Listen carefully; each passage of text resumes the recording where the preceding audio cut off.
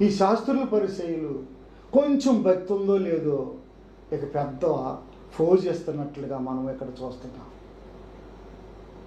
దేవుని మీదే నేరం మోపాలని వాళ్ళు ఏం చేస్తారంట, శాస్త్రులను పరిచయులను ఆయన మీద నేరము మోపవలనని దేవుని మీదే నేరం మోపే వ్యక్తిగా ఉన్నావా సహోదరుడా? నువ్వెంత, నీ జీవితం ఎంత, నీ ఆత్మీయత ఎంత?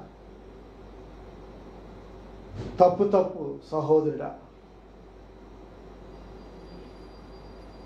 ఆయన దేవుడు, ఆయన మనుష్య కుమారుడు, నరుడిగా ఈ లోకానికి వచ్చాడు. మన పాపముల కొరకు సిలువలో ప్రాణం పెట్టాడు. తిరిగి పునరుద్ధరుడై తిరిగి లేచాడని దేవుని యొక్క వాక్యము సెలవిస్తుంది కదా. వాక్యం సెలవిస్తుంది కదా. ఆ వాక్యాన్ని మనం నమ్మరు కదా.